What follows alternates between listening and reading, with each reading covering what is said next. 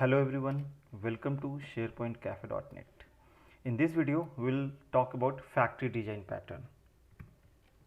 This is not a new topic, it is a very old topic, but once you cross 5 years or 7 years of your development experience, everybody talks about design pattern. And in interview also, once you will face interview after 5 or 7 years of experience, you will come to face these questions like design pattern, and out of that there are factory design pattern, singleton design pattern, facade design pattern.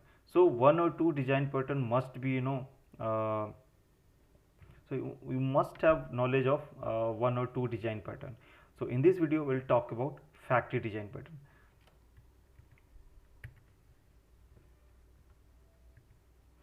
What is design pattern and how to implement factory design pattern in C#?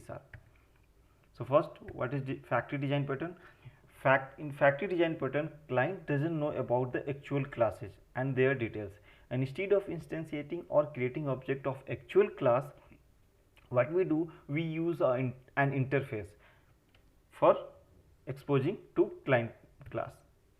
So we use a mediator class for initializing the object of interface, and then in client program we use the method defined in mediator class, which then can call the method of actual class.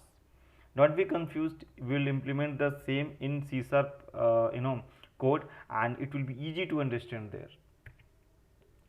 So what was the problem without design pattern? What will happen if we will not use design pattern? Let's consider this class. We have a class called my class 1 and we have some code. Then another is my class 2 and we have some code. Now if I use my class 1 and my class 2 or the methods available in that classes, so what I have to do, suppose I have a class called test or any class, what I have to do is we have to create object of all the classes that we want to use. My class 1, then object name equal to new my class 1, my class 2, the object of the name of the object equal to new my class 2, and similarly for other classes. So actually we are just exposing my class 1 and my class 2 to test classes, but in factory design pattern we will not use this. So instead of exposing our actual classes, we will use intermediate class and we will do it through an interface. So this is a diagram that expose factory design pattern. So we have class 1, class 2 and class 3 here, and client program wants to consume class 1, class 2 and class 3 and their methods available in net. So instead of creating or instantiating class 1, 2, 3 directly in client program, what we will do, we will create an interface, and through that interface we will expose this class. So in that way client program doesn't know about class 1, 2 and 3. The client program only knows about the interface, and based on the parameter, interface will internally call class 1, 2 and 3 and their methods. So this is the main use of factory design pattern. Let's flip to Visual Studio 2019 to demonstrate this.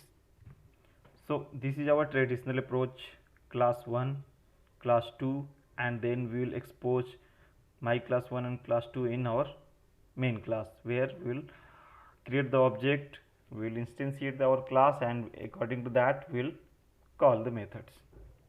But we don't want to expose the my class 1 and class 2 to our test class. So here we can see, you can see that I have created one class employee and another class called product, and both the class have one method called get details. So based on ID you will get the data. So in real world it will happen based on either it will fetch data from an endpoint or service or from a database, but here we have simply returned and one string here for both the methods. So I will not create the object of employee and product in our main method. Instead of that, first I will create an interface. So I have created an interface called iFactory pattern demo, and what I will do, I will inherit our employee and product class with this interface iFactory pattern, and we have already implemented our methods in this class in product and in employee. Get details, it accept one integer parameter, and same has been uh, defined in our classes. Okay, now we will create one more class here that will act as an intermediate class here. Class factory pattern demo. In this class we'll write a method. The method name will be factory object and it will return I factory pattern demo, the interface here. Okay, and what it will accept here, it will accept a string object name. I'll name it obj name.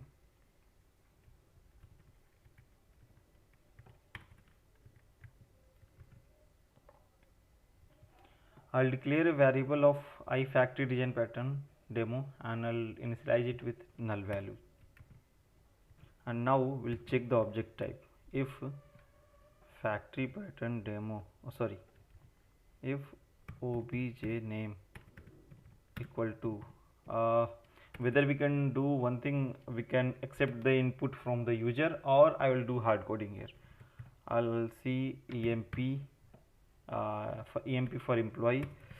If the object name is passed as emp, then what I will do, factory pattern demo equal to new employee. See, employee class. Apart from anything, we'll call factory pattern demo equal to new product. So if the object name is passed as emp, then call the employee class, otherwise call product class. And after that, finally we'll return this factory pattern demo.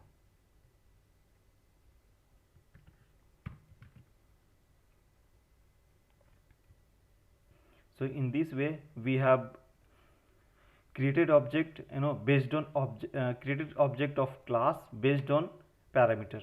So if object name is emp, then we'll create the object of employee, otherwise we'll create the product. And similarly we can we can instantiate our class based on requirement.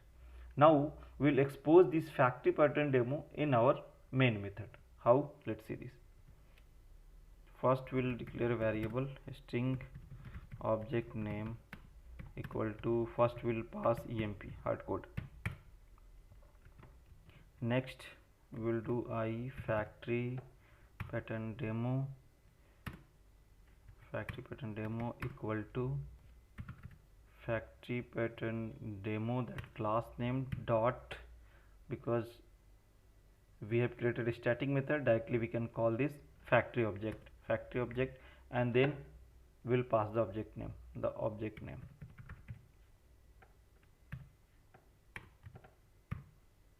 Now what we'll do,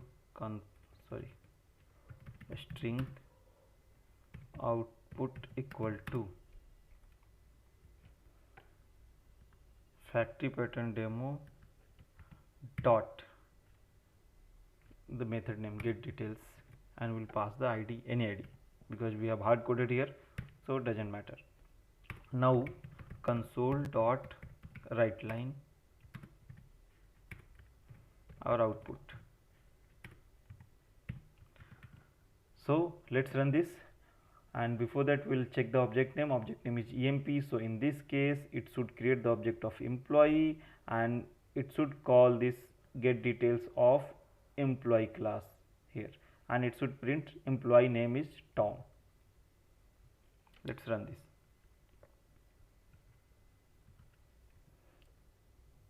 So as you can see, it is printing employee name is Tom.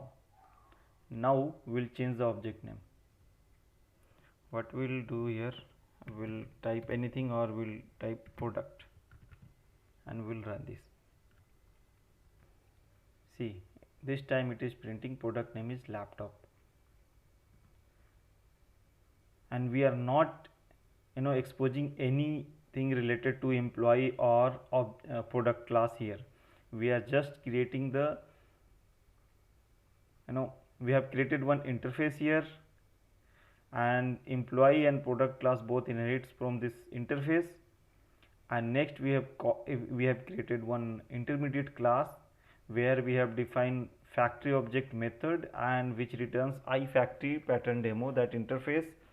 And based on parameter it is creating the object name, and based on that object it is calling the method of that particular class, and it is printing the data from here. So in this way we are not exposing our actual class product and employee to our main method, and we are hiding it from outside world, and with the help of interface and one intermediate class we are implementing this. And this is the main use of factory design pattern. So hope you understand the factory design pattern here. Hope you understand the concept of factory design pattern. Please like this video, subscribe to our channel, and share this within your tech group. Thank you for watching this video. Have a nice day.